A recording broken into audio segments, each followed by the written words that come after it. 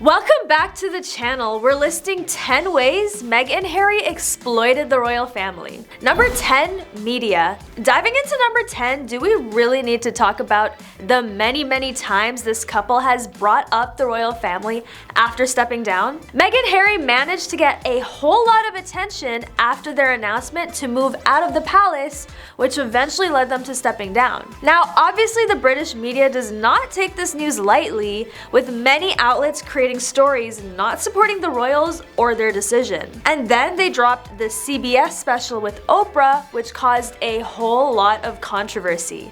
Just in case you forgot.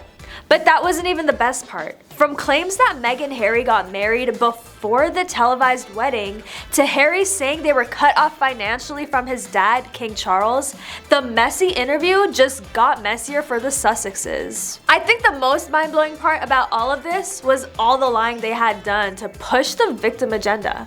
And I'm obviously not going to invalidate their experience because, well, for one, I wasn't there when all the claims were made, so I wouldn't know. But some claims, such as the fact that they had been married before the televised wedding, was quickly shut down by the Archbishop of Canterbury. Big yikes. So the question stands, why did they decide to make some stuff up for this tell-all interview? Number 9, Harry and Meg docuseries.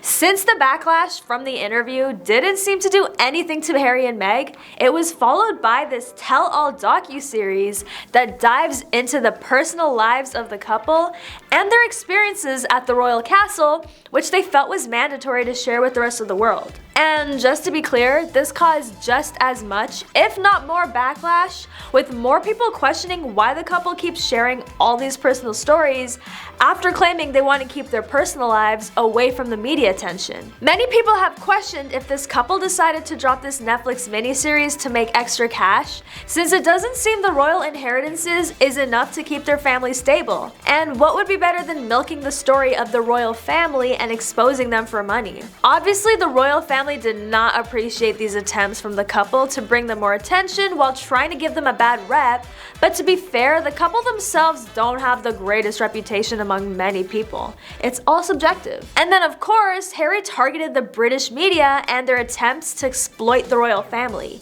During the 3rd episode of the series, Harry describes the role that royal correspondents, those who specialize in coverage and analysis of the royal family for newspapers and tabloids, play in the British media. They're an extended PR arm of the royal family, he said. There's been an agreement that's been there for over 30 years. In the documentary, Harry says he was chased by paparazzi 30 or 40 times in his youth, particularly while attending school. He said the UK tabloid media believes the royal family is ours to exploit. Their trauma is our story and our narrative to control. During the opening episode, Harry says it's part of his responsibility as a member of the royal family to expose how the British tabloids operate. I feel as though being part of this family, it is my duty to uncover this exploitation and bribery that happens within our media. Well, you're not a working member of the royal family, Harry, and now it seems like you've joined the tabloids to exploit the royals too. Is that a coincidence? Number 8, leaving the family. Once the couple officially left the family, it seemed as if there was only one thing Meg and Harry were chasing: the bag. Since they don't make money as working members of the royals, they have made commercial arrangements where it seems like the only thing keeping them relevant is the fascination with them fleeing the royal family, which I can't lie is a pretty savage move. But then what was even more savage of them was when they started finding ways to get paid by exposing some private matters of the royals. The late Queen was pretty upset with the way they handled the situation and how much they were planning on milking the family post-departure. Once they moved to LA, it was a wrap. Meg had no other choice but get back into the industry. Not necessarily acting, but having her own podcast where she chats with famous women about real issues. The $25 million deal with Spotify is just one of the many deals this couple has signed to make sure the money is flowing. Number 7, deals. The couple claims to have given up a lot to start a whole new life, but did they? So far, most things they have been doing involve the fact that they haven't given up some aspects of the life they were once living. For one, the title of Harry and Meg's foundation caused some royal drama because they were told they were no longer allowed to use Royal Sussexes. They eventually came to an agreement that the title will be revised after the spring of 2020. Other ways it just doesn't seem that the couple has let go completely is by the fact that they are profiting off the grief they experienced from the royals and sharing it with people in different forms, like the series, interviews, and even the new memoir Harry dropped, Spare, which focuses greatly on how he dealt with all the royal drama and his experience in many incidences throughout his life. Another way they just can't seem to let go is through the lies they make to create stories that bring them attention. Back to the series, which was just so outrageous, there are pictures showing them leaving the castle which they claim was taken without their permission, which was later debunked by the photographer who said he had access and permission to take the picture. So awkward, because if you're gonna share an experience, at least give a truthful story with it. But what do you guys think? How long does this couple have before people become tired of this narrative, which doesn't seem to be the most credible? Number 6. Family drama. Where do I even begin? After Harry had a discussion with Will about Meg, an argument was created, according to Spare, the new memoir, where Will, future king, pushed Harry onto the floor. Prince Harry talks about the hierarchy in the video. He says, "You know there's leaking, but there's also planning of stories. No one knows the full truth. We know the full truth." Number 5, now that Meghan Markle is no longer an official part of the royals, she's been dishing about Prince Harry's side of the family. What was life really like inside of the palace? A little frosty, according to The American. Markle claimed there was a lack of warmth at royal family gatherings and finds all the standoffish behavior very odd. Her sister-in-law Kate is apparently the biggest culprit.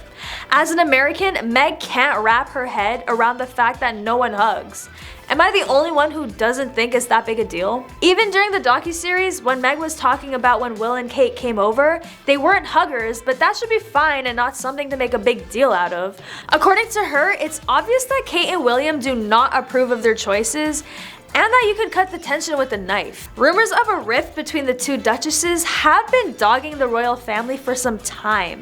However, this damaging narrative really started to take root in 2019 when Markle guest edited the September issue of British Vogue. She neglected to put Middleton on the Female Forces for Change list featured in her issue. She also said that it would have been arrogant to appear on the cover herself, but Kate has appeared on the cover of the magazine in 2016. Did Meg just shade Kate? Yikes. Seems like whatever caused tension between these two is going to be staying for a while. Number 4, privacy. After vocalizing concerns over needing privacy as a royal, many people seem to feel as if it was an unreasonable demand for Meghan, especially during all the controversies, all while including an inside look on their life as royals, which is to be featured with never before seen pictures of the family. Afterwards, Meghan tried to reiterate her feeling of needing privacy and how it's a basic human right. I agree, Meg, it is a basic human right. She stated how she should be able to share parts of her life in her control, not in the media's control. Piers Morgan had more to say about the trailer. Imagine bleeding about privacy than doing a kiss and tell reality series about your private lives. Then imagine preaching compassion as you trash your family again. Then imagine releasing the first trailer deliberately to ruin your brother's big trip to America. Repulsive hypocrites. Number 3, the family drama doesn't stop at Harry's royal side. Meg's half-sister has decided she wants a slice of the fame and has been vocalizing how much of a brat Meg has been and how becoming a royal changed her. It was revealed last minute that Markle's dad would not be attending her royal wedding. Confirming the news, she said, "Sadly, my father will not be attending our wedding. I have always cared for my father and I hope he can be given the space he needs to focus on his health." Meanwhile, her reaction behind closed doors was much less matter of fact. Apparently, the shocking news of his absence reduced both Meghan and Harry to tears. After turning up to Kensington Palace unannounced, Samantha was overcome with online abuse. However, she hit back in support of her shared father with Meghan, saying that the Duchess should bow to the daddy, accusing her half-sister of giving fake waves and smiles and not giving time to the one who was always there for her. Samantha simply wanted Meghan to reach out to her father so he could know she was well, happy, and to touch base. Number 2, in the second episode of Harry and Meghan, Meg brings up her first time meeting the late Queen Liz. She described how she and Prince Harry were attending a lunch at the Royal Lodge, and when he let her know that his grandmother would be joining them a little later on, I remember we were in the car and driving up and he said, "You know how to curtsy, right?" And I just thought it was a joke. Sorry Meg, but personally I feel like you could have done a little research on the royals if you were serious about wanting to become part of the family. And then it got a little more embarrassing when Meghan decided to demonstrate what curtsying to the Queen for the first time looked like and did an overly dramatic bow. We get it, girl, you've acted before. No surprise that many fans of the royal family were offended by this and thought of it as being an insult to the royal family's traditions. On Twitter, one fan wrote that Meghan Markle curtsy scene was so mocking and disrespectful. Meanwhile, another tweeted, "Funny how Meghan Markle thinks it's ridiculous to curtsy to a queen, but has no problem with people calling her a duchess or addressing her as Your Grace." Personally, I think Meghan walked right into that one. Don't make fun of people if you don't want people making fun of you. And lastly, the newest interview Prince Harry was part of. Among the many things Harry discussed during this interview, some things that totally stuck out were his comparison of some royal members' behavior to that of abusers, how he dealt with the loss of his mother Princess Diana, and his strained relationship with brother Prince Will. If you haven't seen it yet, go watch it and let me know your thoughts on this royal tea. That's all for today, thanks for watching. Don't forget to like, comment, and subscribe, and I'll catch you next time on The Rich Life.